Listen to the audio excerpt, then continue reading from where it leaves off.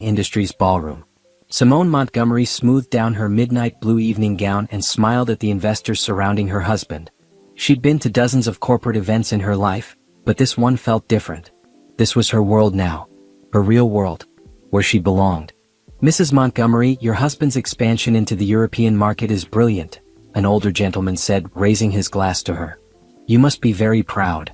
"I am," Simone replied warmly. "Adrian has worked incredibly hard for this." She excused herself to get some air, stepping toward the refreshment area near the main entrance. The gala was in full swing, with over 300 business leaders, investors and executives filling the massive ballroom.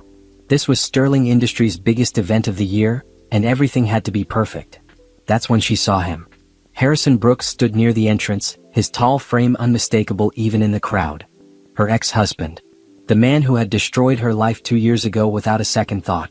The billionaire who had thrown her away like trash when he decided his secretary was more exciting than his wife.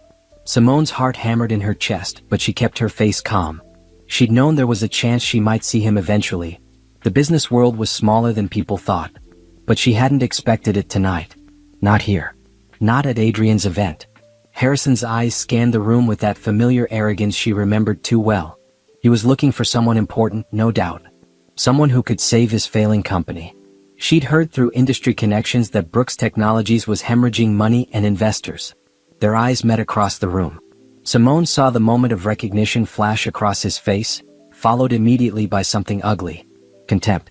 That same look he'd given her the day he told her she was worthless. That she'd been nothing but a pretty accessory for his arm. That Clarissa was everything she could never be. She turned away, refusing to let him see any emotion on her face. She was not that broken woman anymore. She was Simone Montgomery now. Wife to Adrian Montgomery, CEO of Sterling Industries. Chief Strategy Officer. Successful. Respected. But Harrison was walking toward her. She could feel it. That aggressive energy he always projected when he wanted to dominate someone. Well, his voice cut through the ambient noise as he approached. "Simone. I never thought I'd see you at an event like this. Did you crash the party, or are you working here? Let me guess, coat check? Or maybe you're serving drinks now." Several people nearby turned to look. Simone kept her composure, her voice level. "Harrison. I'm a guest here." He laughed. That cruel laugh she'd heard so many times during their divorce. "A guest? Right. With your background?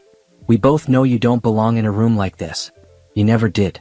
You were always just pretending, riding on my success. You need to walk away," Simone said quietly. "Or what?"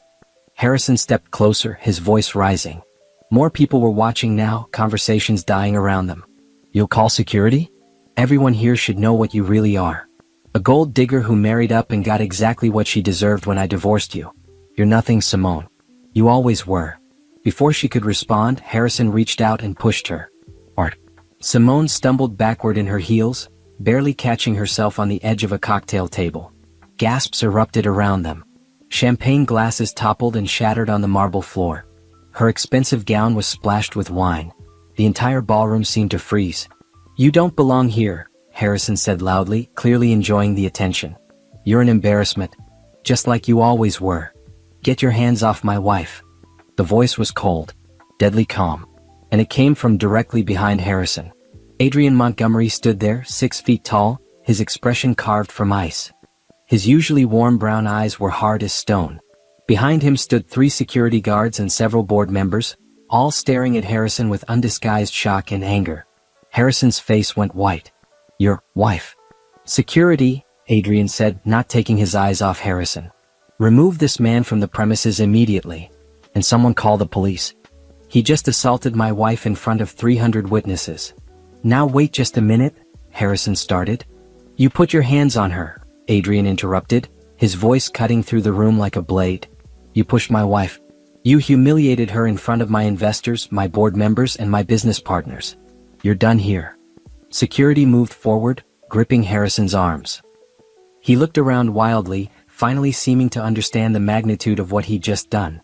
His eyes found Simone's face, and she saw the moment reality crashed down on him. She wasn't the broken woman he'd divorced. She wasn't working coat check. She was standing in this ballroom as an equal, as someone's cherished partner, as someone important. "Simone," Harrison whispered. "I didn't know." You never knew anything about me, Simone said softly. That was always your problem. Adrian moved to her side, his hand gentle on her back. Are you hurt? I'm fine, she assured him, though her hands were shaking. Mr. Brooks, Adrian said, turning back to Harrison as security began dragging him toward the exit. Let me make something very clear. You just assaulted the chief strategy officer of Sterling Industries, my wife, in front of everyone who matters in this industry. Your company was already failing. But now, you're finished. Completely finished. Harrison's face crumbled as the implications hit him. The business connections he'd hoped to make tonight. The investors he needed. The last desperate chance to save his company. All gone in one moment of cruelty and arrogance. Get him out of here, Adrian ordered. As security hauled Harrison out of the ballroom, his protests fading into the distance, the crowd erupted in murmurs. Simone felt Adrian's arms wrap around her carefully, mindfully of the wine staining her dress. Are you okay? He asked again, this time more quietly, just for her. I am now, she whispered back. And she meant it. Because this time she wasn't alone. This time she had someone who valued her. Protected her. Saw her worth. This time Harrison couldn't destroy her. He could only destroy himself. 2 years earlier, Simone had believed her life was perfect. She stood in the marble kitchen of the Brooks mansion, preparing Harrison's favorite dinner. She'd spent the entire day making everything exactly right. She always did. You're too good to him, her best friend Tanya had said that morning over coffee. When does Harrison ever do anything special for you? He's busy building his empire, Simone had defended him. I knew what I was signing up for when I married a billionaire. But the truth was she hadn't known. Not really. Simone had met Harrison Brooks 5 years earlier at a charity auction. She'd been working as a project coordinator for a nonprofit, passionate about her work helping underprivileged communities. Harrison had swept into her life like a storm, confident, successful, and seemingly captivated by her. Their courtship had been intense. Expensive restaurants, private jets, weekend getaways to Paris. He told her she was different from other women. Real. Authentic. He'd proposed after 6 months and she'd said yes, believing in the fairy tale. The first year of marriage had been good. Harrison had been attentive, proud to have her on his arm at events. But gradually things changed. He started working later. Coming home less. Becoming distant when he was home. I'm building something important, he'd snap when she asked to spend time together. Can't you just be supportive? So she'd become more supportive. She'd quit her job at his suggestion because a Brooks wife doesn't need to work. She'd thrown herself into charity work and being the perfect corporate wife. She'd smiled at endless dinners with his business partners. She'd laughed at jokes she didn't find funny. She'd become smaller and smaller, trying to fit into the space he allowed her. That evening 2 years ago, Simone had left the charity gala early because of a migraine. She texted Harrison to let him know, but he hadn't responded. Typical. She'd come home to the empty mansion, at least she thought it was empty. The house staff had the evening off. Harrison wasn't supposed to be home for hours. Then she'd heard the sounds coming from upstairs. From their bedroom. Her legs had moved on autopilot, climbing the sweeping staircase. Her heart had known before her mind accepted it. The sounds grew clearer. Laughter. Intimate sounds. A woman's voice. She'd pushed open the bedroom door. Harrison had been in their bed with Clarissa Winters, his secretary. A woman Simone had trusted. A woman she'd invited to their home for dinner parties. A woman who'd smiled in her face while betraying her. The scene was seared into her memory forever. The shock on their faces. The way Clarissa hadn't even had the decency to look ashamed, just annoyed at being interrupted. The way Harrison had pulled the sheet up casually, like this was an inconvenience rather than a devastation. Simone, he'd said flatly. You're home early. That was it. No apology. No shame. Just irritation. How long? She'd whispered, her voice breaking. Does it matter? Harrison had climbed out of bed, pulling on his pants without any apparent embarrassment. Look, this isn't what you think. It's exactly what I think, Simone had said, tears streaming down her face. How long, Harrison? Clarissa had smirked. Actually smirked. A little over a year. A year. While Simone had been planning their anniversary party. While she'd been supporting his business expansion. While she'd been loving him with everything she had. Get out, Clarissa, Harrison had said, his eyes on Simone. Are you sure, baby? Clarissa had purred, running her hand down his chest. I said get out.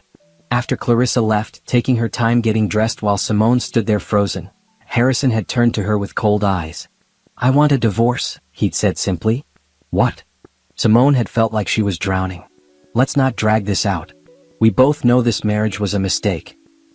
You're just not what I need. Clarissa understands me. She understands my ambitions.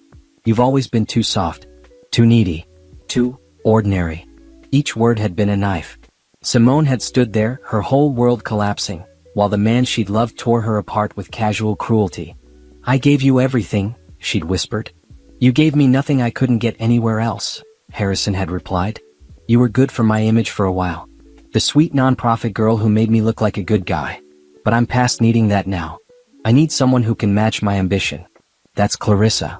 "You're a monster," Simone had said, finding her voice. "I'm practical," Harrison had corrected. "My lawyers will contact you tomorrow. You signed a prenup, so don't expect much. You can keep your jewelry and whatever personal items you want. But everything else is mine. This is my home too." "No," Harrison had interrupted. "It's my home. You just lived here. And now you're done living here. I want you out by the end of the week." Simone had packed a bag that night and gone to stay with Tanya. She'd cried for 3 days straight. Then she'd stopped crying and started fighting. But Harrison had been ready. His lawyers were ruthless. They painted her as unstable, vindictive, a gold digger who'd trapped Harrison into marriage. They froze her bank accounts. They turned their mutual friends against her with carefully planted stories. Clarissa had moved into the mansion the week after Simone left. Posted photos on social media of herself in Simone's home, wearing Simone's designer clothes, living Simone's life. The divorce had taken 6 months to finalize. 6 months of legal warfare. 6 months of Harrison systematically destroying everything she'd built. He'd called in favors to make sure she couldn't get hired at any major nonprofit in the city. He'd spread rumors that she was difficult to work with, mentally unstable, a leech. By the time the divorce was final, Simone had nothing. Almost no money, no job, no reputation, no friends in their old circle. She'd signed the papers in a small lawyer's office, her hands steady even though she wanted to scream. "You're making a mistake," Harrison's lawyer had said smugly. "You could have negotiated for more if you'd been reasonable." "I don't want his money," Simone had said quietly. "I just want to be free of him." And she'd walked out of that office with her head held high, carrying only her dignity and her determination to rebuild. She'd had no idea that she'd rebuild into something Harrison could never touch. That she'd become someone he couldn't destroy. That 6 months later, she'd meet a man who would show her what real love looked like. The lawyer's office was cold. Simone sat in an uncomfortable chair across from Harrison's legal team, 3 men in expensive suits who looked at her like she was garbage. "Mrs. Brooks," the lead attorney, a man named Patterson, said with false sympathy. "Let's discuss the settlement." "There's nothing to discuss," Simone's lawyer, Janet Torres, said firmly. "My client signed a prenuptial agreement. She's aware she's not entitled to any of Mr. Brooks's premarital assets or business holdings. However, she is entitled to fair compensation for." "Fair compensation?" Patterson laughed. "For what? Being married to one of the wealthiest men in the state for 4 years? Your client should count herself lucky she got to live the lifestyle she did. My client contributed significantly to Mr. Brooks's social standing and business relationships," Janet argued. "Your client," Patterson interrupted, sliding a folder across the table, "has a history of mental instability that we're prepared to present in court if necessary." Simone felt her stomach drop. "What are you talking about?" "You sought therapy after your mother's death 7 years ago," Patterson said coldly. "Depression. Anxiety. We have medical records." "That's private medical information," Janet said, her voice rising. "You can't." "We can and we will if Miss Simone doesn't accept our offer," Patterson said. He pushed another document forward. $20,000. "That's more than generous." Simone stared at the number. $20,000. After 4 years of marriage. After giving up her career. After supporting Harrison through everything. "That's insulting," Janet said. "That's what she's worth," Patterson replied. "And if she fights this, we'll make sure everyone knows exactly who she really is. A gold digger who targeted Mr. Brooks deliberately. A mentally unstable woman who can't be trusted." "You're lying," Simone whispered. "Am I?" Patterson pulled out printed screenshots of social media posts. "These are from your college years. Wild parties. Drinking. A very different image than the sweet nonprofit girl you pretended to be. They were photos from normal college parties. Nothing scandalous. But Simone could see how they'd be twisted. How they'd be used against her. Mr. Brooks has already begun sharing his concerns about your stability with mutual acquaintances, Patterson continued. Several people have corroborated that you were becoming increasingly paranoid and controlling during the marriage. That you were obsessed with his whereabouts. That you made scenes at social events. That's completely false. Simone said, her voice shaking. Is it? Patterson smiled coldly. Or is that what someone with mental health issues would say? You see, Miss Simone, this can go one of two ways. You can take the 20,000 and walk away quietly. Or you can fight and we'll destroy whatever reputation you have left. We'll make sure you can't get hired anywhere. We'll make sure everyone knows you're unstable. We'll make your life very difficult. Simone looked at Janet, who was furious but clearly calculating their options. Give us a moment, Janet said. After Patterson and his team left the room, Janet turned to Simone. They're bluffing about some of this but not all of it. Harrison has the resources to make this ugly. I don't care, Simone said, surprised by the strength in her voice. I won't let him do this. Simone, I admire your courage, but you need to understand what you're up against. Harrison Brooks has unlimited funds for legal fees. You don't. He has connections to judges, media outlets, and influential people. You don't. If we fight this, it could take years and leave you with nothing but debt. So I should just let him win? I'm saying you should choose your battles wisely, Janet said gently. The prenup is ironclad. We're not going to get you a significant financial settlement. The best we can do is protect you from further damage. Simone felt tears burning her eyes. So he gets to destroy my life and face no consequences? I didn't say that, Janet said. I said we need to be smart. Take the settlement. Get out cleanly. Then rebuild your life. Living well is the best revenge, Simone. Trust me on this. The next 3 months were hell. Harrison's team froze Simone's credit cards, which had been in his name. They contested every small request she made. They dragged out paperwork. They scheduled hearings and then postponed them, forcing Simone to take time off from the temporary job she'd finally found at a small nonprofit. And the rumors started spreading. Simone would walk into a room and conversation would stop. Former friends avoided her calls. She showed up at a charity event she'd helped organize for years, and the chairwoman pulled her aside. Simone, I think it's best if you don't attend this year, the woman said, not meeting her eyes. Harrison is a major donor, and we can't afford to lose his support. I've worked on this event for 3 years, Simone protested. I know, and we appreciate that. But you have to understand our position. She understood. She understood perfectly. She was being erased. Clarissa made it worse. She posted constant photos on social media of her life with Harrison. Designer bags Simone used to carry. Restaurants where Simone used to dine. Even the bedroom that used to be Simone's, completely redecorated but recognizable.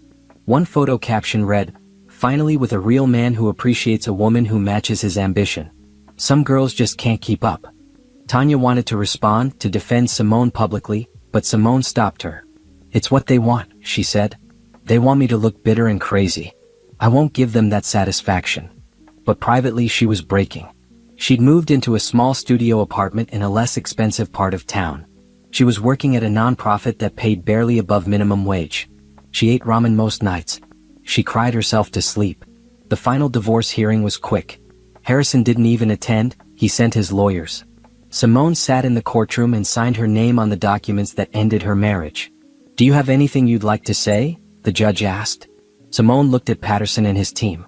She thought about Harrison, probably at his office or with Clarissa, not even bothered enough to show up.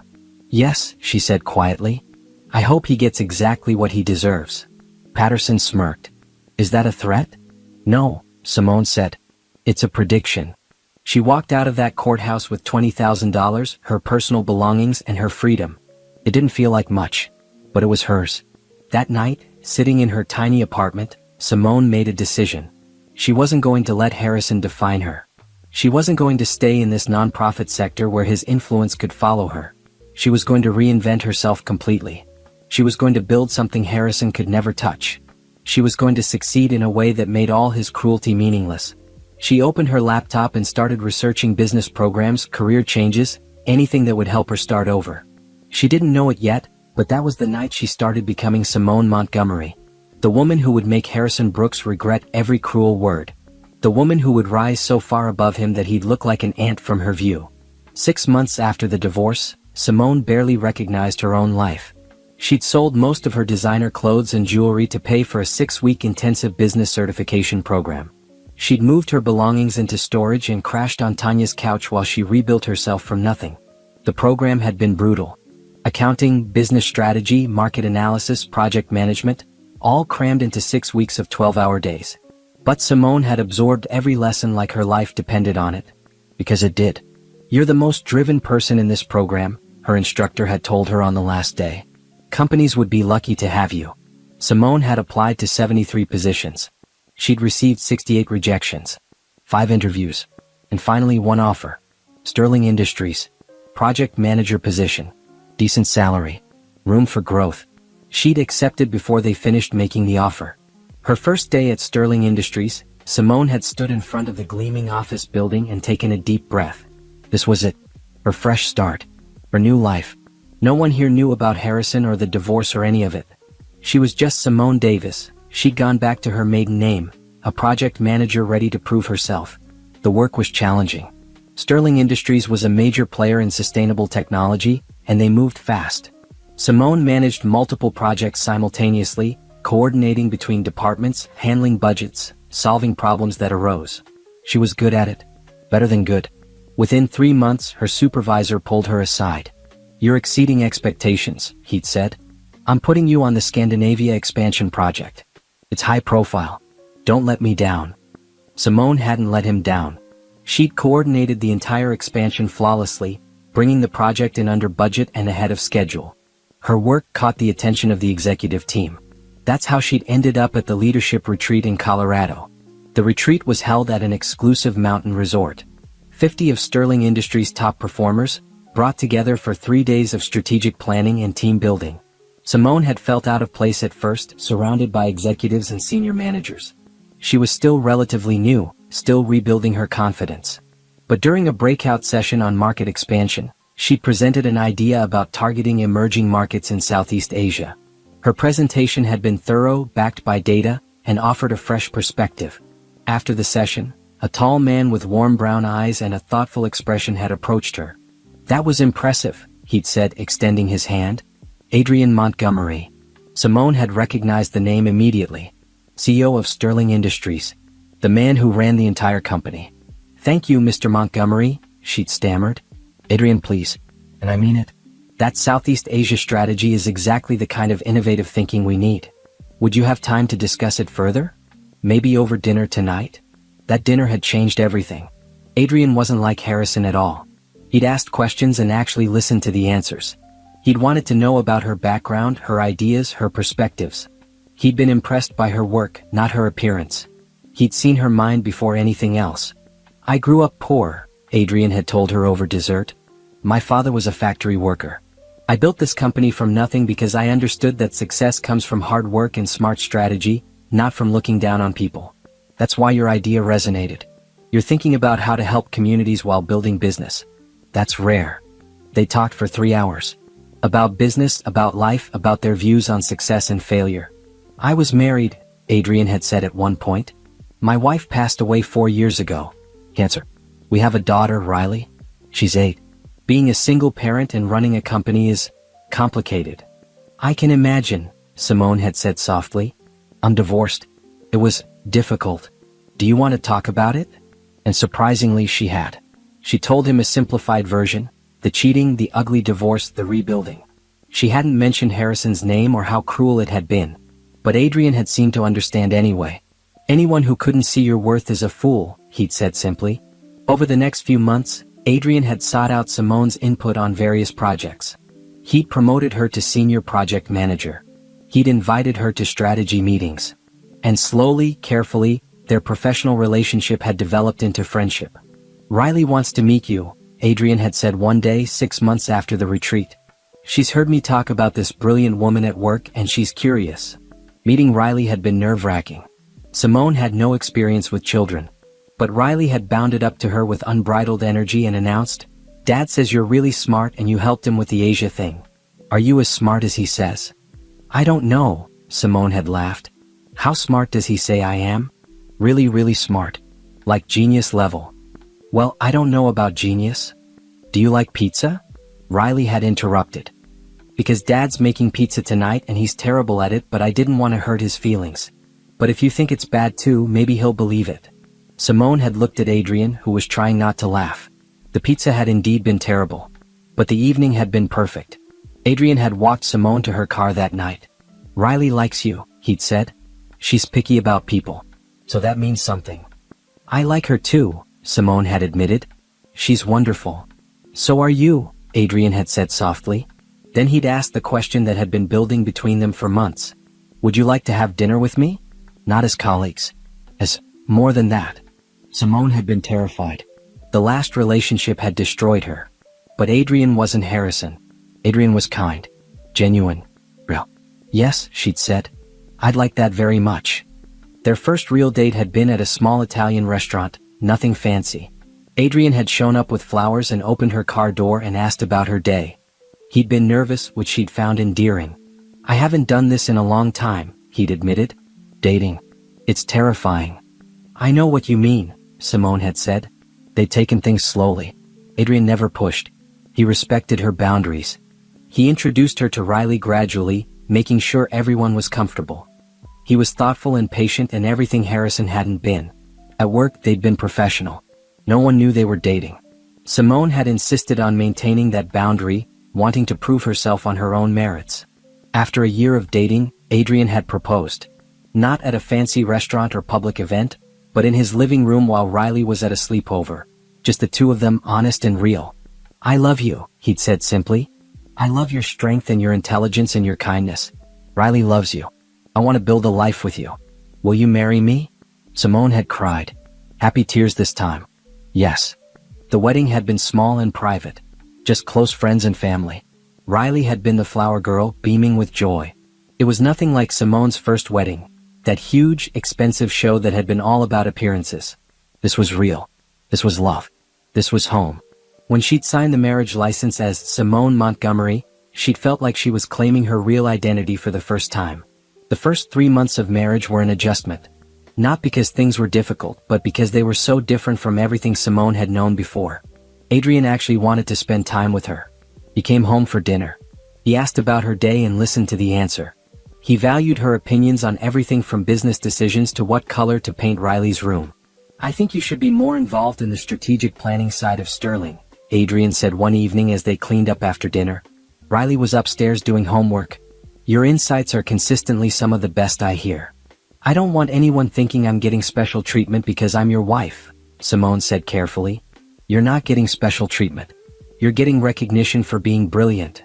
Adrian dried a plate and put it away. But I understand wanting to maintain clear professional boundaries. What if we structured it so you're reporting directly to the COO, not to me? That way there's separation. That could work, Simone admitted. Also, Adrian continued, I've been thinking about expanding your role. Not because you're my wife. Because we need someone with your strategic mind in a higher position. But I wanted to check with you first. Make sure you're comfortable with that level of visibility. Visibility. That was the concern. The more visible she became, the more likely it was that people from her past would make the connection. Would see that Simone Davis, the failure Harrison had discarded, was now Simone Montgomery, successful executive. I'm not ashamed of my past, Simone said slowly. But I also don't want to deal with the drama it might bring. You don't have to decide now, Adrian said. Just think about it. That weekend, they'd taken Riley to the Science Museum. Watching Adrian explain exhibits to his daughter, seeing how patient he was with her endless questions, Simone felt a wave of gratitude. This was what family looked like. What love looked like. This quiet, normal, beautiful life. Simone, can I ask you something? Riley said as they walked through the space exhibit. Of course. Can I call you Mom? I mean, if you want. If it's okay. Simone's throat tightened. She looked at Adrian, who was watching with gentle eyes. I'd really like that, Simone said softly. Riley had hugged her then, and Simone had felt something broken inside her begin to heal. At work, Simone continued to excel. She'd taken on a leadership role in the Southeast Asia expansion. Her original idea from the retreat was now a major company initiative. She managed a team of 15 people and coordinated with international partners. You're doing incredible work, the COO Margaret Chin told her during a review. Adrian's recommendation was spot on. We'd like to promote you to Director of Strategic Initiatives. That's a significant jump, Simone said, trying to stay calm. You've earned it. Your project success rate is 94%. Your teams consistently rate you as one of the best managers they've worked with. And your strategic proposals have generated substantial revenue growth.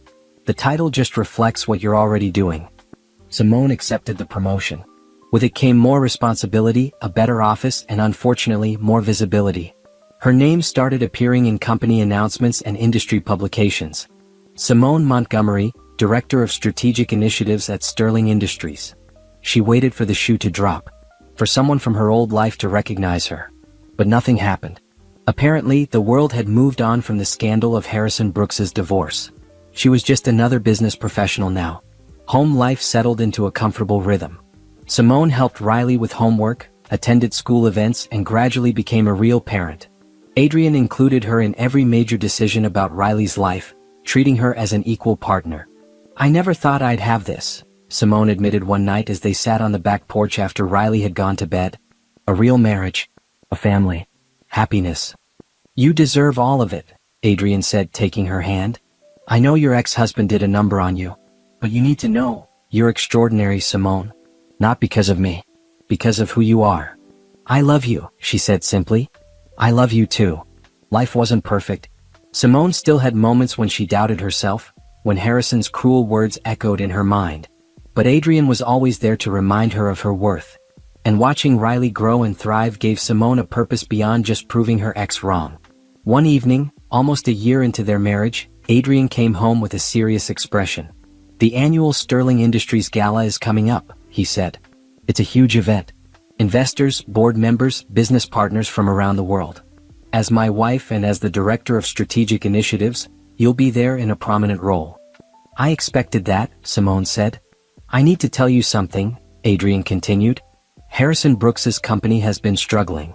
Badly. He's been reaching out to potential investors, trying to save his business. He's desperate for connections.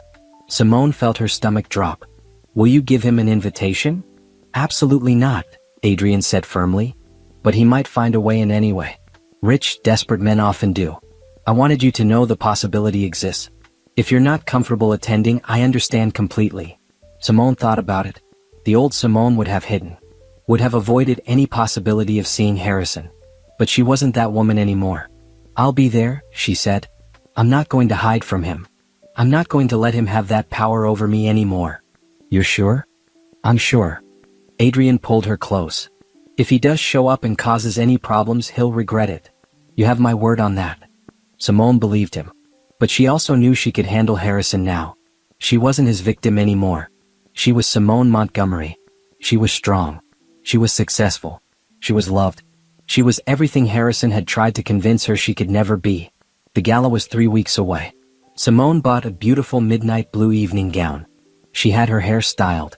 She prepared herself mentally for the possibility of seeing the man who had destroyed her old life. But she wasn't scared. Because that man no longer had any power over her. He was about to find that out the hard way. Harrison Brooks stared at the financial reports spread across his desk and felt panic rising in his chest. Brooks Technologies, the company his father had built and he'd inherited, was hemorrhaging money at an alarming rate. How did this happen? He demanded, glaring at his CFO. Sir, the decisions made over the past 2 years have been problematic, the CFO said carefully. The expansion into the cryptocurrency platform without proper research. The acquisition of that failing biotech company because Ms. Winters thought it would be profitable. The excessive spending on. Are you blaming Clarissa? Harrison interrupted. I'm explaining the factors, the CFO said. We've also lost 3 major contracts because our service quality has declined. Several key employees left to work for competitors. Our reputation in the industry has taken a significant hit. Harrison knew why employees had left. He'd been distracted. Focused on his relationship with Clarissa, on enjoying his wealth, on the lavish lifestyle they'd been living. He'd let operations slide. Made impulsive business decisions. Trusted Clarissa's suggestions without proper vetting. We can fix this, Harrison said. We just need to secure new investors. Make some strategic partnerships. Sir, we've approached every major investor in our usual network. No one wants to touch us right now. Our stock price has dropped 43% in 6 months. We're barely staying solvent. After the CFO left, Harrison sat in his office and tried to figure out where it had all gone wrong. 2 years ago he'd been on top of the world. Successful. Powerful. Married to Simone, who had been perfect for his image, even if she'd been boring. Then he'd met Clarissa, who was exciting and ambitious and made him feel alive. Divorcing Simone had been easy. She'd been too weak to really fight him. He'd walked away clean, ready to live his best life. Except his best life was falling apart. Harrison. Clarissa's voice cut through his thoughts. She swept into his office in a designer dress that had cost $15,000. I want to go to Dubai next month. Lauren and Trevor are going, and I'm not going to be left out. We need to cut back on expenses, Harrison said, rubbing his temples. Cut back. Clarissa laughed. You're a billionaire, Harrison. We're not cutting back on anything. The company is having some cash flow problems. Then fix them, Clarissa said, examining her nails. That's your job, isn't it? To make money? I didn't sign up for this relationship to live like some middle-class nobody. Clarissa, I'm serious. Things are tight right now. She looked at him with cold eyes. Then maybe you should work harder.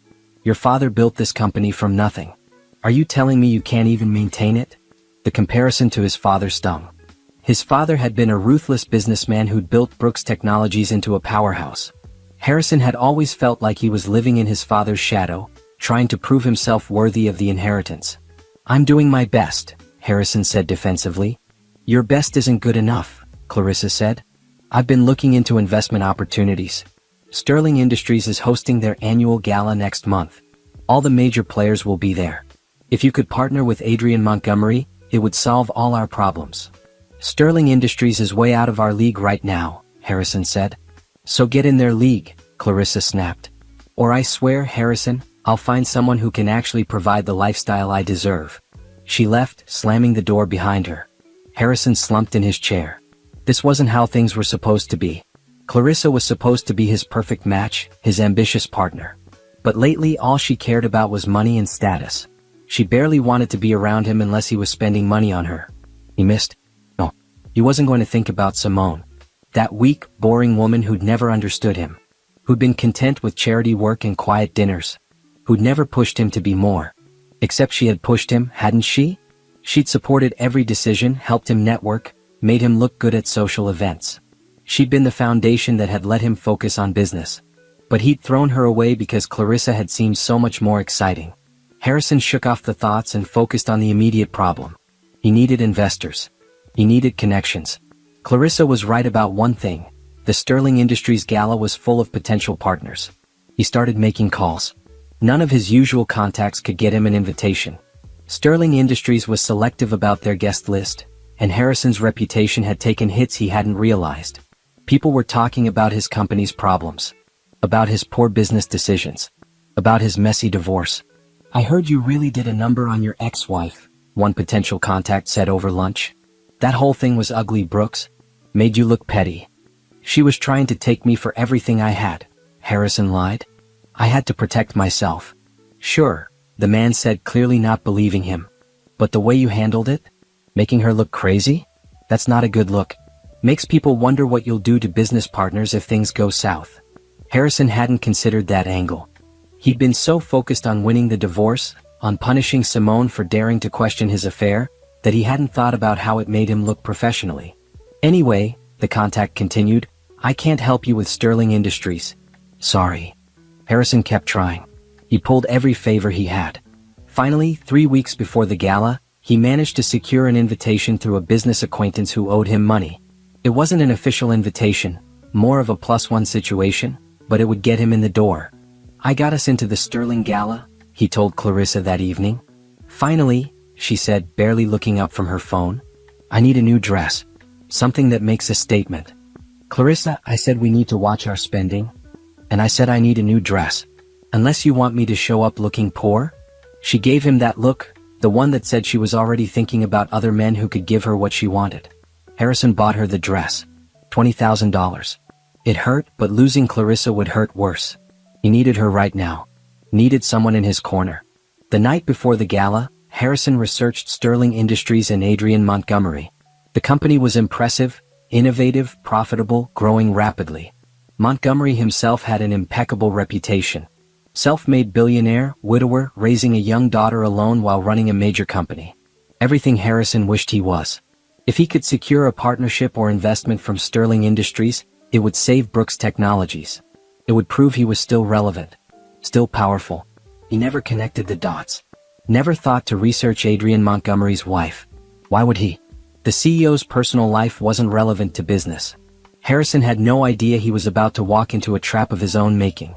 No idea that the woman he destroyed was about to be standing right in front of him, untouchable and powerful. No idea that his entire world was about to collapse because of one moment of cruelty.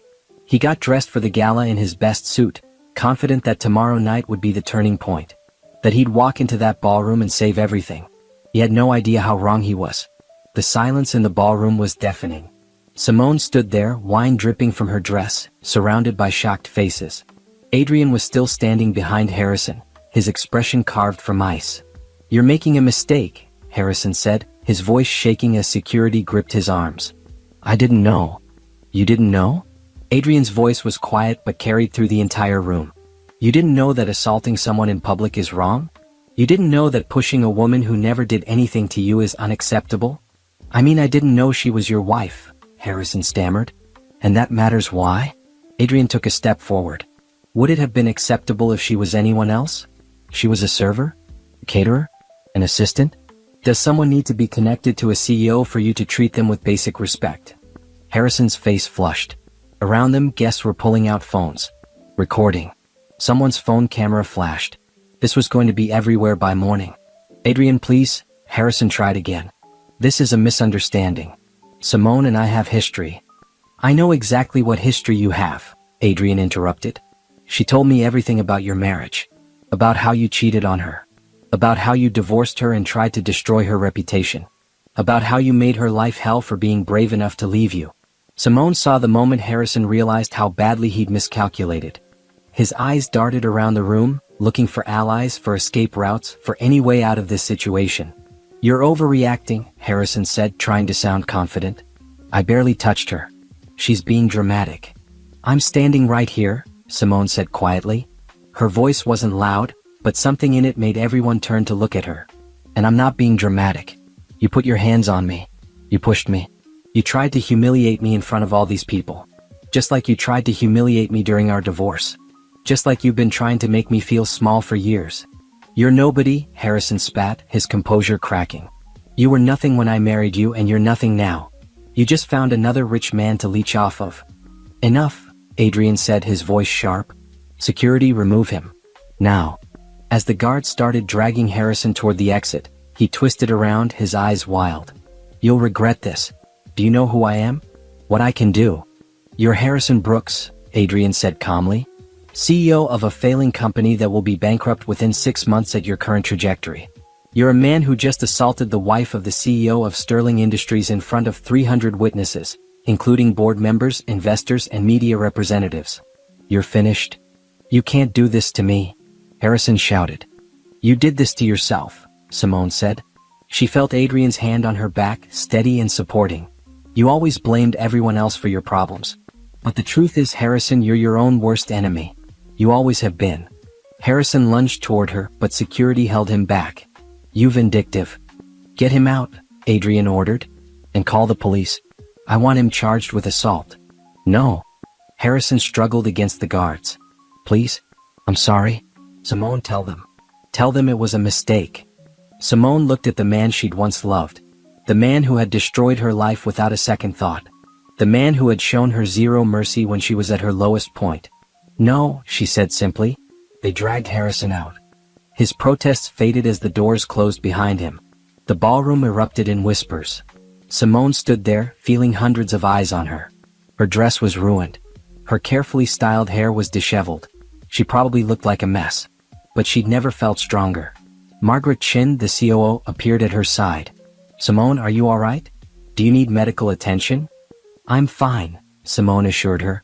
"Just shaken." "That was Harrison Brooks," one of the board members said, approaching. "I didn't realize you two knew each other." "He's my ex-husband," Simone said clearly. "We've been divorced for 2 years. I never expected to see him here tonight." "He wasn't officially invited," Adrian said, his arm around Simone now. "He came as someone's plus one. That person will no longer be welcome at Sterling Industries events. I should go home and change, Simone said quietly to Adrian. We'll both go, Adrian said immediately. No. Simone touched his arm. You're the host. You need to stay. This is too important to walk away from. You're more important, Adrian said. I know, but I'm okay. Really? Simone managed a small smile. I'm not going to let him ruin this event. Or anything else in my life ever again. You're incredible, Adrian said softly. Then, louder, addressing the crowd, Ladies and gentlemen, I apologize for that disruption. Unfortunately, someone who was not welcome managed to gain entry tonight. The situation has been handled. Please continue enjoying the evening. And raise your glasses to my wife, Simone, who handled that with more grace than most people could manage. Applause rippled through the crowd. Genuine, supportive applause. People were looking at her with respect, not pity. I'll have someone drive you home, Adrian said to Simone. And I'll be there as soon as I can. Take your time, Simone said. Handle the business. That's what tonight is about. She left the ballroom with her head high, flanked by 2 security guards. In the car on the way home, she finally let herself process what had happened. Harrison had looked so different. Desperate. Diminished. Nothing like the powerful man who had thrown her away. He was losing everything and he'd been trying to blame her for it. Her phone buzzed. Text messages from people she hadn't heard from in years. Former friends from her marriage to Harrison. I saw what happened. I'm so sorry. I never believed what Harrison said about you. You look amazing. I'm happy for you. Simone deleted them all. These people had abandoned her when she needed them. She didn't need their validation now. When she got home, she changed out of the ruined dress and put on comfortable clothes. Riley was at a sleepover, so the house was quiet. Simone made herself tea and sat on the couch, thinking about how differently this night had ended compared to how she'd imagined it. She'd been prepared to see Harrison from a distance. Maybe exchange cold, polite nods. Move on with her evening. She hadn't expected him to be so bold, so cruel, so desperate. But she also hadn't expected to feel so strong, so sure of herself. The old Simone would have crumbled, would have been humiliated, would have run away. The new Simone had stood her ground, had faced him without fear, had let him expose his own ugliness to everyone who mattered. When Adrian came home 2 hours later, Simone was still on the couch.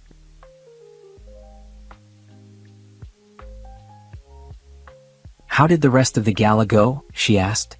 Honestly, that incident might have been the best thing that could have happened for business, Adrian said, sitting beside her. 3 different investors approached me to express their disgust at Harrison's behavior and their respect for you. The media coverage is going to be interesting, but it's all going to make Sterling Industries look good. That's something, I guess, Simone said. How are you really? Adrian asked, taking her hands. I'm good, Simone said, surprised to find it was true. I thought seeing him would bring back all those old feelings. The hurt, the shame, the anger. But instead all I felt was pity. He looked so pathetic, Adrian. So desperate. He destroyed everything trying to punish me, and now he has nothing. He deserves nothing, Adrian said firmly. Maybe. But I don't want to think about what he deserves anymore. I just want to move forward. We still need to press charges, Adrian reminded her. He assaulted you. That has to have consequences. I know, Simone said. And I will. Not because I want revenge, but because no one should be able to do what he did without facing consequences. Adrian pulled her close.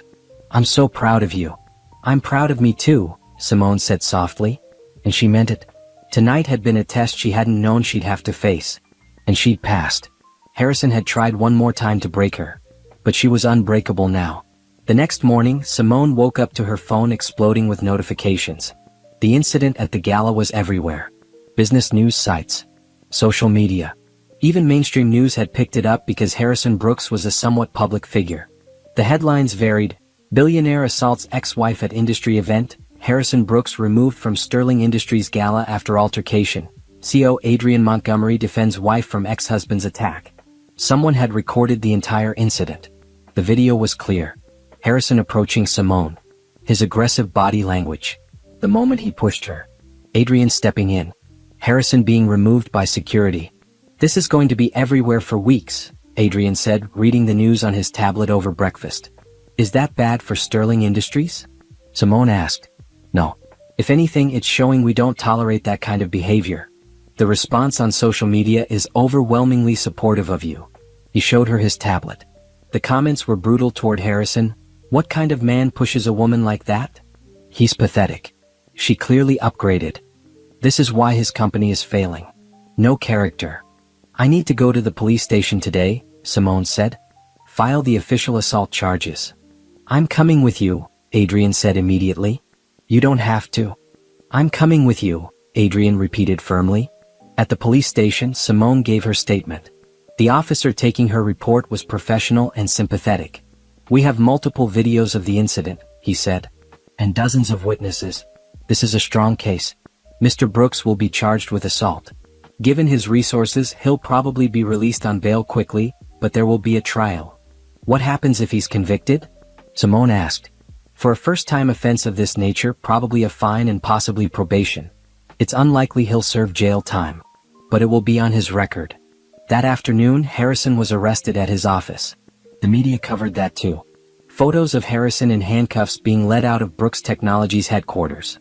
His lawyers worked fast. He was released on bail within hours. But the damage was done. Sterling Industries issued an official statement. "We have zero tolerance for violence or harassment of any kind. Harrison Brooks is permanently banned from all Sterling Industries properties and events. We stand fully behind our Director of Strategic Initiatives, Simone Montgomery, and will support her completely through the legal process." The statement was picked up by every major business publication. Then the floodgates opened. Former employees of Brooks Technologies started coming forward. A Reddit thread started, "My experience working for Harrison Brooks." The stories were damning. He screamed at his assistant until she cried, then fired her for being too emotional. He demanded we work through holidays but took month-long vacations. He blamed everyone else when his decisions failed. The affair with his secretary was the worst-kept secret. He'd make out with her in his office with the door open. More business news followed. Investigations into Brooks Technologies' financial practices. Questions about some of his business dealings that might have crossed ethical lines. "I didn't start this," Simone told Tanya on the phone. "I just filed assault charges." "You didn't need to start it," Tanya said. "You just opened the door. Everyone's been waiting for someone to stand up to him. Now they feel safe telling their stories." 3 days after the gala, Clarissa Winters posted on social media.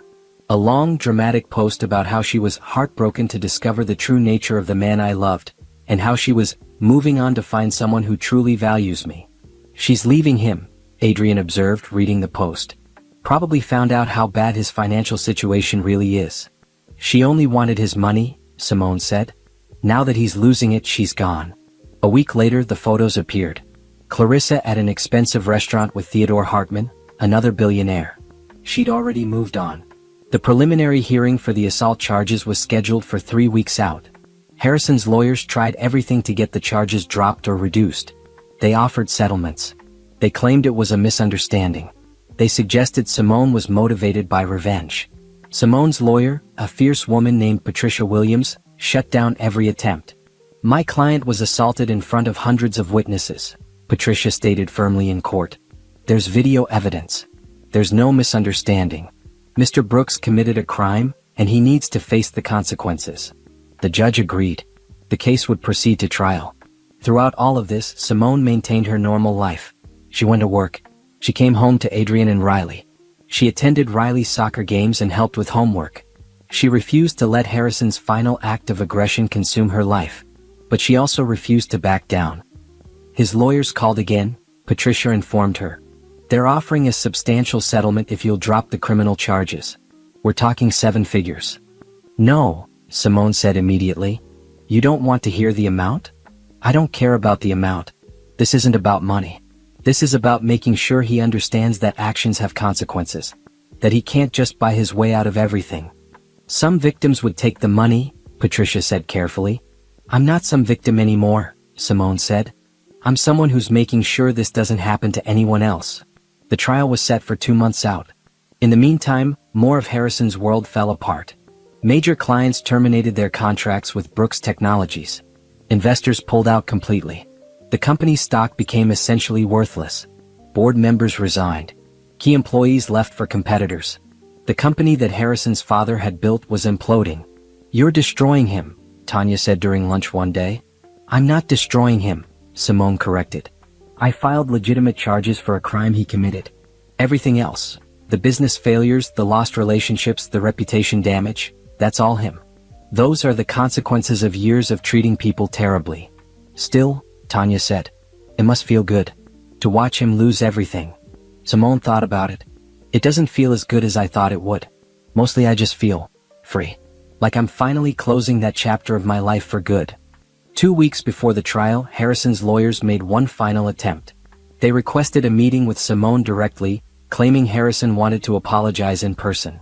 Absolutely not, Adrian said when Patricia told them about the request.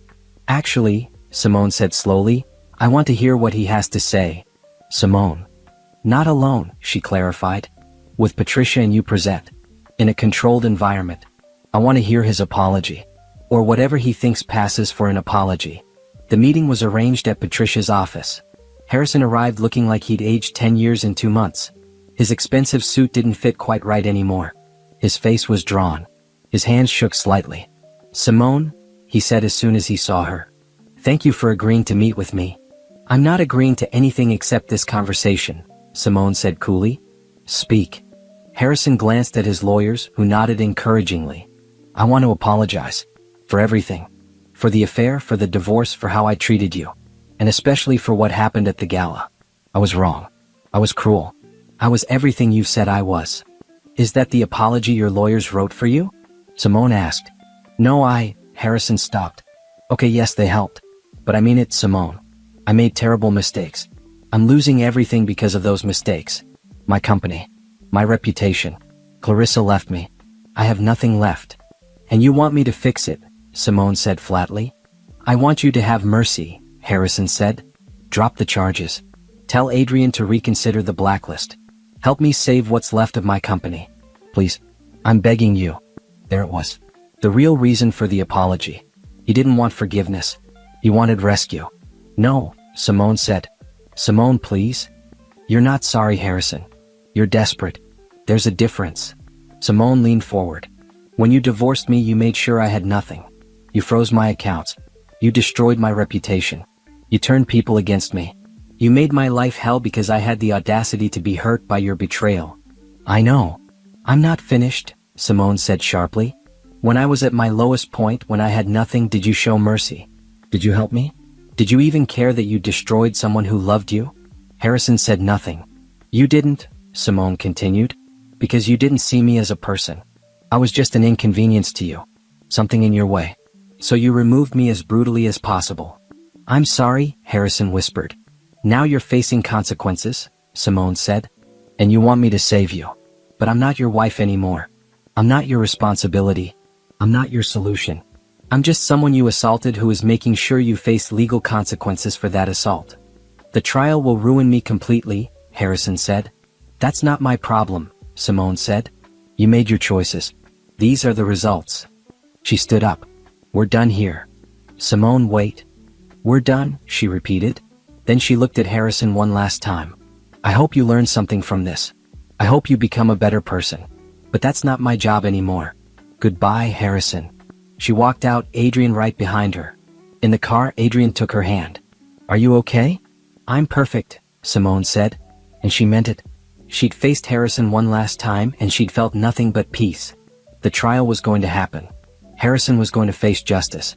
And Simone was finally, completely free. The trial lasted 3 days. The courtroom was packed with media and curious onlookers. Harrison sat at the defense table looking smaller than Simone had ever seen him, his expensive lawyers flanking him like bodyguards. Simone testified on the first day. Patricia walked her through the events of the gala, and the video was played for the jury. There was no ambiguity. Harrison had deliberately approached her, had verbally attacked her, had physically pushed her. How did you feel in that moment? Patricia asked. Shocked, Simone answered honestly. And violated. He put his hands on me with the intent to humiliate me in front of hundreds of people. To make me feel small and powerless. The same way he tried to make me feel during our entire divorce. Harrison's lawyers tried to paint it as an unfortunate misunderstanding. A moment of poor judgment. They brought up the divorce, trying to suggest Simone had provoked him somehow. Isn't it true you and Mr. Brooks had a contentious divorce? His lead attorney asked. We had a divorce he made contentious, Simone corrected.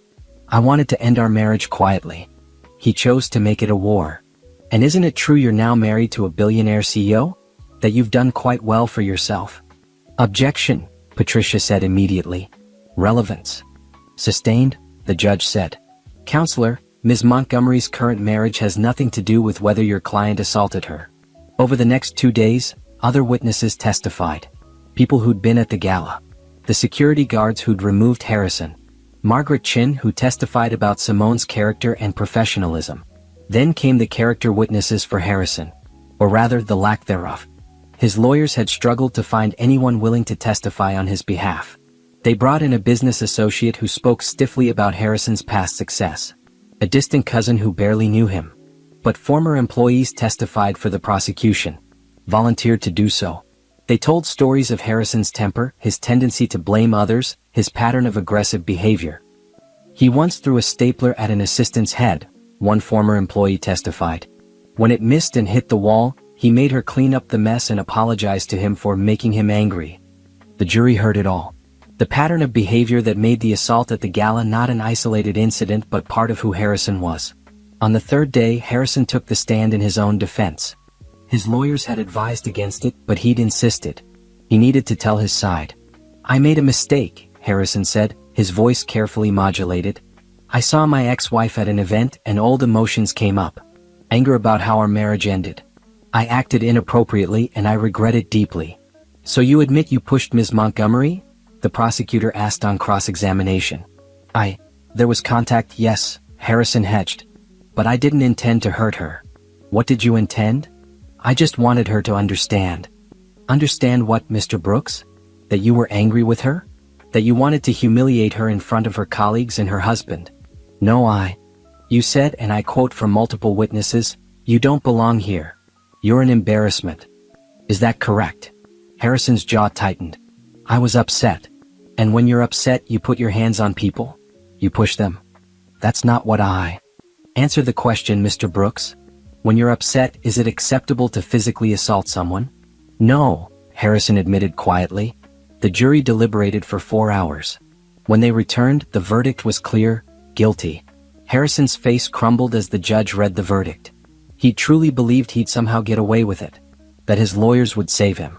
That his money and status would protect him. But they hadn't. Sentencing was set for 2 weeks later. Harrison received a fine of $50,000, 2 years of probation, mandatory anger management classes, and a permanent restraining order keeping him away from Simone. Do you wish to make a statement? The judge asked Simone after sentencing. Simone stood. Yes, Your Honor. I want to thank the court for taking this seriously. Assault is assault, regardless of the relationship between the people involved. I hope Mr. Brooks uses this time to reflect on his actions and become a better person. But mainly, I hope other people who've been treated the way he treated me see this and know they don't have to accept that treatment. Thank you.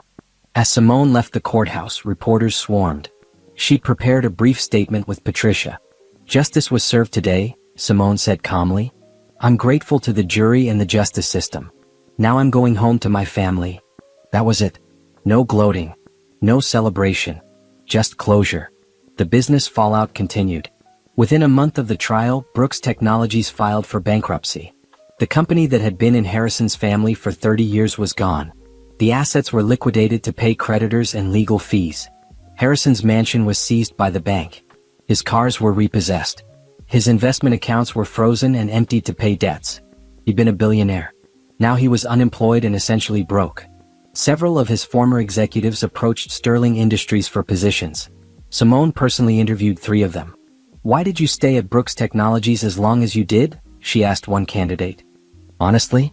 Fear, the man admitted. Harrison had a reputation for destroying people who crossed him. But after seeing how you stood up to him and won, it gave the rest of us courage to leave. Sterling Industries hired 2 of the 3, bringing fresh talent and insider knowledge into the company. Clarissa, meanwhile, had moved on completely. She was engaged to Theodore Hartman within 3 months, flashing a massive ring on social media. She never publicly commented on Harrison's downfall, but she'd scrubbed all photos of him from her accounts. Tanya sent Simone a screenshot of Clarissa's engagement post. She doesn't waste time. She never did, Simone replied. She knew exactly what she wanted. Unfortunately for Harrison, what she wanted was never him. Just his money. Do you think he understands that now? I don't know, Simone said honestly. But it's not my problem anymore. 3 months after the trial, Simone was at work when Patricia called. Harrison has requested permission to send you a letter, Patricia said. The restraining order prohibits direct contact, but he can petition the court for permission to send a written communication. You have every right to refuse. What kind of letter? Simone asked. He claims it's a genuine apology. Not asking for anything. Just wanting to express remorse. Simone thought about it. Let him send it. The letter arrived a week later. Simone sat at her home office and opened it, Adrian standing nearby in case she needed support. The letter was handwritten on plain paper. No expensive stationery. No company letterhead. Dear Simone, I wanted to say something I should have said 2 years ago. I'm sorry. Not because I'm losing everything, though I am. Not because I need something from you, I don't. But because I genuinely understand now what I did to you. I destroyed someone who loved me. I took your devotion and support and threw it away because I was selfish and cruel. I blamed you for my own emptiness. I tried to break you to make myself feel powerful. You didn't deserve any of it. You were a good wife, a good person, and I was too arrogant and blind to see it. I'm not asking for forgiveness. I don't deserve it. I'm just saying I'm sorry. I'm sorry for the affair, for the divorce, for the public humiliation, for putting my hands on you at the gala, for every cruel word and every heartless action. You've built a beautiful life without me. You've succeeded beyond anything I could imagine. And you did it all while I was actively trying to tear you down. I hope you're happy. I hope you never think of me again. You deserve all the good things life has to offer. I'm working at a consulting firm now. Entry-level position. I'm starting over at the bottom. Maybe that's what I needed. A chance to rebuild without my father's company and reputation to hide behind. I'm not the man you married anymore. I hope I'm not the man who assaulted you at the gala anymore either. I'm trying to be better. That's all. Just wanted you to know I'm sorry and I'm glad you're happy. Harrison. Simone set the letter down. She felt nothing. No anger. No satisfaction. No pain. Just a quiet sort of peace. What do you think? Adrian asked. I think he finally understands what he lost, Simone said. But you know what? It doesn't matter. This letter doesn't change anything. It doesn't undo the harm. It's just words. Do you want to respond? No, Simone said simply. He doesn't deserve my time or energy. Not even enough to reply. She filed the letter away in a drawer and never looked at it again. Harrison Brooks was finally, truly out of her life. And Simone Montgomery could focus entirely on her future. 2 years after the gala incident, Simone stood in the conference room at Sterling Industries and looked out at the view. The city stretched below, glittering in the afternoon sun. Her office was on the 45th floor now, with her new title on the door, Chief Strategy Officer. She'd earned it. Every bit of it. Her Southeast Asia initiative had exceeded all projections, generating millions in revenue. Her strategic leadership had helped Sterling Industries acquire 2 competitors and expand into 3 new markets. She was respected throughout the industry as a brilliant business mind. Mom? Riley's voice came from the doorway. She was 12 now, taller and more confident. Dad says we're going to be late for the ceremony if you don't stop staring out the window. Simone laughed. I'm coming. Today was the launch of the Montgomery Foundation, a non-profit dedicated to helping women rebuild their lives after difficult divorces. Simone had poured her heart into creating it over the past year. The foundation offered career counseling, legal support, temporary housing assistance, and job placement services. Too many women lose everything in divorce because their husbands have more resources, Simone had explained to the board when proposing the foundation. I want to change that. I want to make sure no woman has to go through what I went through. Sterling Industries had donated the seed funding. Adrian had insisted. Your story, your foundation, he'd said. I'm just supporting you. The launch ceremony was held at a beautiful event space downtown. Over 200 people attended. Business leaders, potential donors, and several women who'd already been helped by the foundation's early programs. Simone stood at the podium looking out at the audience. She saw Adrian and Riley in the front row, both beaming with pride. She saw Tanya, who'd stuck by her through everything. She saw colleagues from Sterling Industries who'd become real friends. Thank you all for being here, Simone began. 2 years ago I was at rock bottom. I'd lost my marriage, my reputation, my financial security, and my sense of self-worth. I felt like my life was over. like I'd never recover. She paused, letting the memory wash over her without pain. But I did recover. With the help of good people and a lot of hard work, I rebuilt my life into something better than I'd ever imagined possible. And I realized, if I could do it, other women can too. But they need support. They need resources. They need someone to believe in them when they can't believe in themselves. Applause rippled through the audience. The Montgomery Foundation exists to be that support system, Simone continued. We're here to tell women that their lives aren't over, that they can rebuild, that they can thrive. That divorce doesn't define them, what they do next defines them. After the ceremony, a woman approached Simone. She was in her 30s, dressed nicely but with uncertain eyes. Ms. Montgomery? I'm Rebecca. I'm one of the women your foundation helped. 3 months ago, I was sleeping on my sister's couch, convinced I'd never have a career or a life of my own again. Your career counselors helped me identify my skills. Your legal team helped me navigate my divorce settlement. Last week, I started a new job as a project manager. Because of you. Simone felt tears prick her eyes. Because of you, she corrected gently. You did the work. I just helped open some doors. You did more than that, Rebecca said. You showed me it was possible. That was everything. That was the whole point. Later that evening, Simone and Adrian dropped Riley off at a friend's house and went for a walk through the city park where they'd had their first real date. Are you happy? Adrian asked, taking her hand. More than I ever thought possible, Simone admitted. Sometimes I still can't believe this is my life.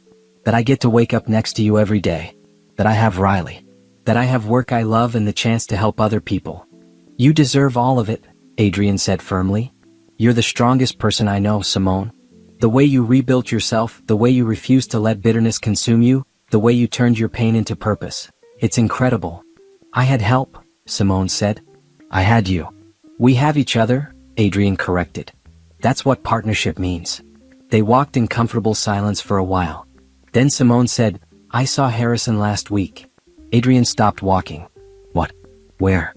At a coffee shop downtown. He was with a client, I think. We made eye contact. He nodded, I nodded back, and then I left. That was it. How did you feel? Nothing, Simone said honestly. He looked ordinary. Just a regular guy in a business suit. Not the monster from my nightmares or the powerful man who tried to destroy me. Just someone I used to know a long time ago. That must have been strange, Adrian said. It was freeing, Simone corrected. Because I realized I don't think about him anymore. I don't wonder what he's doing or if he's suffering. He's just irrelevant to my life. And that's exactly how it should be. They continued walking. The city lights were coming on as evening fell, creating a beautiful glow across the park. Tanya told me Clarissa got divorced from Theodore, Simone mentioned casually. Apparently she's already engaged to someone else. Some people never change, Adrian observed. No, they don't. But some people do. Simone squeezed Adrian's hand. I changed. I became who I was supposed to be all along. I just had to lose everything to find myself. For what it's worth, Adrian said, I'm grateful you found yourself. Because I found you. Simone stopped walking and kissed him. Right there in the park where they'd had their first date. Where he'd first seen her as more than just an employee. Where they'd started building something real. I love you, she said. I love you too, Adrian replied. They went home to their beautiful house with Riley's soccer trophies on the mantle and family photos on the walls. Simone had her home office where she worked on foundation business. Adrian had his study where he prepared for board meetings.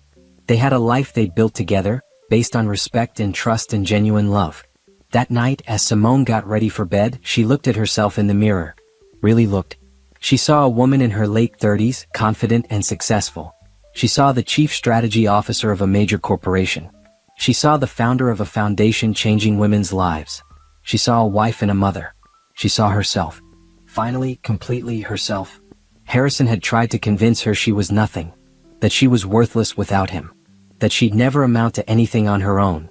He'd been wrong about everything. Simone Montgomery was exactly who she was supposed to be. She'd survived betrayal and rebuilt herself into something stronger. She'd faced her abuser in public and refused to back down. She'd found real love and created a family.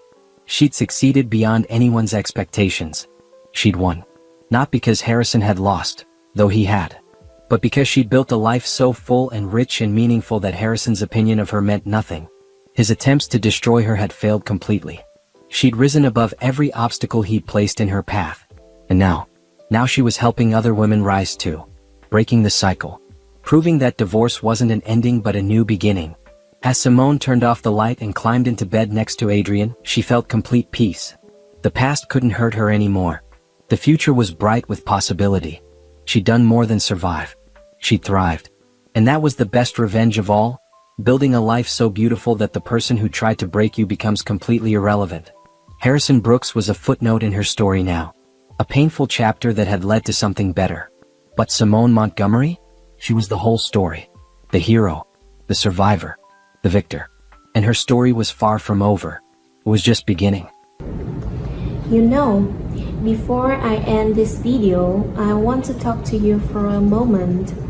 Not as a narrator, not as someone telling a story, but just as someone sitting across from you, reflecting on what we just experienced together. Because stories like this, they don't just come and go, they stay. They linger in your mind, in your chest, in that quiet space where you start asking yourself questions you didn't expect. I remember the first time I came across a story like this. It wasn't dramatic in the way movies are. There were no grand speeches, no perfect endings, just a woman facing things that felt impossibly heavy, and yet somehow she kept going. Not because she had all the answers, not because she wasn't afraid, but because something inside her refused to give up. And I think that's what makes stories like the one you just watched so powerful. It's not about perfection. It's not about always winning. It's about endurance. It's about what happens when the world tries to defy you, limit you, silence you, and you still choose to stand. Even if your voice shakes, even if your steps are slow. The women in these stories, they not just characters, they represent something real, something that has existed for generations, strength that has been passed down, even though pain, courage that show up, even when it feels like there's nothing left. And if you really think about it, how many times has that kind of strength gone unnoticed? How many stories were where those stories are not just told but felt, where every moment of struggle matters, where every act of courage, no matter how small, is seen, and where rising again and again becomes something worth honoring. Maybe there was a moment in this story that hit you a little differently. Maybe it reminded you of someone you know. Maybe it reminded you of yourself. And if it did, I hope you hold on to that. Because strength doesn't always look like what we expect. Sometimes it looks like surviving one more day. Sometimes it looks like walking away. Sometimes it looks like starting over when everything in you is tired. But it's still strength, and it still matters. So as you leave this video, don't just move on to the next thing right away. Sit with this for a second. Think about the journeys you just witnessed. Think about what it represents. And most importantly, remember that every story like this is the reminder of something powerful. That no matter how many times someone is pushed down, no matter how many systems try to break them, there is always the possibility of rising again. If this story meant something to you, I'd love for you to stay with us on this journey, because there are so many more stories waiting. Stories that will challenge you, move you, and maybe even change the way you see the world just a little bit. Thank you for being here with me, truly. And until the next story, take care of yourself, keep your heart open, and never forget how powerful it is to rise.